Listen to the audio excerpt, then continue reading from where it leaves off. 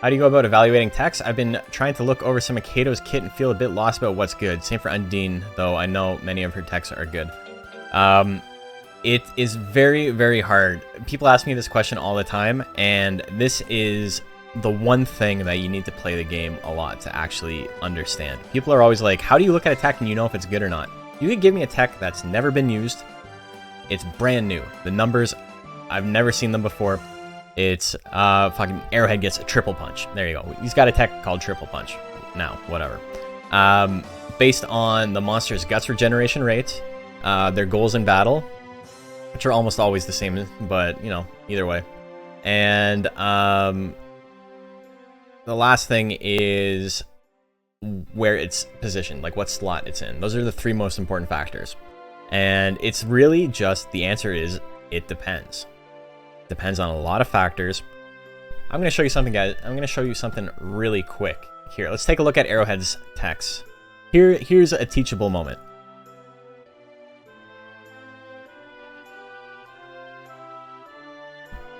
We're looking at Arrowhead's text, right? We're going to uncheck all of these just for the sake of it, so you don't get confused. We're going to take a look at Long Punch. This costs 19, which is kind of expensive on Arrowhead. But Force is only 20. Sorry, Force is 20, Hit is 8, and it has a very short animation time. So for 19 guts, not a huge investment. It's pretty accurate, and it has a very, very short animation on miss. So if you do miss, you get back into the action really quickly. Your opponent doesn't have a lot of time to build up guts. Long Punch is a very good tech. There you go. Let's take a look at Acrobatics. Acrobatics costs 45, so it's kind of expensive. 30 force-ish. Huge A hit. A ton of withering and a little bit of sharpness, but it doesn't matter. Like, look at this shit. That's pretty good for 45 guts. Except it's not. This tech is going to cost you games if you pick it up in AI versus AI. And why is that? Because it is situational. This tech is fantastic if your goal is for it to be the last tech you use in the match. But spending 45 guts on Arrowhead is prohibitive, and you better fucking win the match with it. The fact it's not in slot 1 is good. The fact it's not in slot 4 is good. It would be worse if it was in either of those slots because your monster uses those more often. But the fact that it's here means that it's not going to be used when you want it to be used. It's not going to be a thing that you start the match off with all the time, but because it's slot 3, it's a attack that you can start the match off with. And starting the match off with an attack that doesn't do enough damage to put your opponent into a massive hole is kind of an issue if you're spending 45 guts on a monster with Arrowhead's guts rate. If you only do 30 force, you get your opponent down to half health and you wither 33, for this cost, 33 withering on Arrowhead is basically like you've lost 70 guts over your opponent. Jaded Oni is now following, thank you. Because even though you withered 33 guts, that's still... the maximum you can wither with this is 38. So that's still 8 more guts. 8 less guts than what you spent. It costs 6 seconds if it hits. So say you're a Pixie, what does Pixie gain in 6 seconds? Give me 1 sec. Pixie's not a good monster, but Pixie's got a fast guts rate, so we'll use that as an example. We're not going to use Metalner because Metalner is insane. Pixie has a guts rate of 7, which means that every 30 frames she gains 7 guts. So how many per second? Oops, wrong. 30 divided by 7 gives you 4 guts a second times 5.8. Pixie gains 24 guts in the time it takes for this attack to animate. Say it withers 38.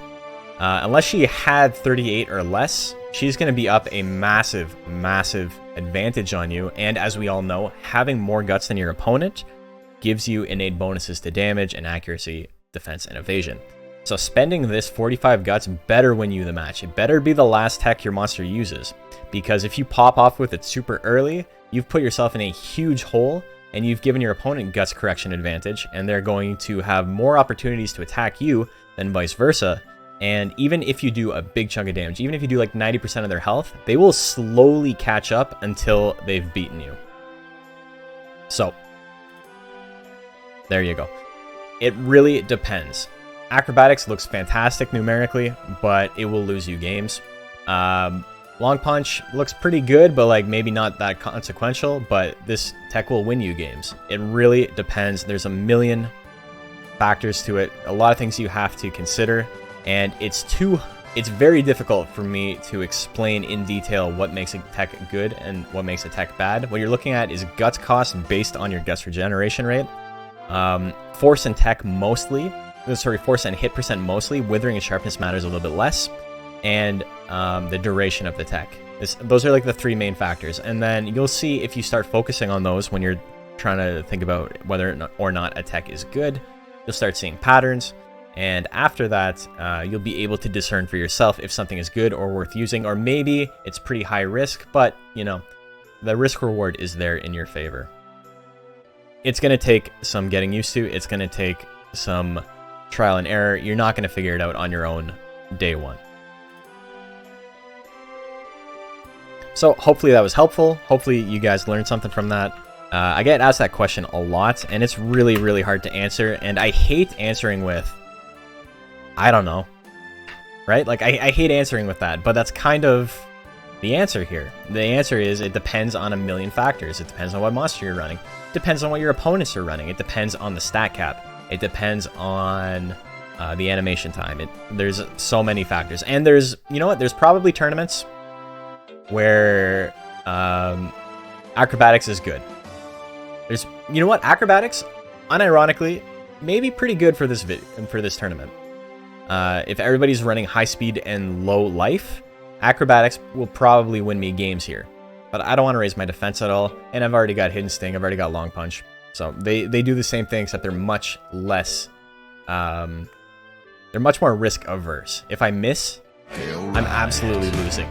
If I miss my boy acrobatics, I will lose the match.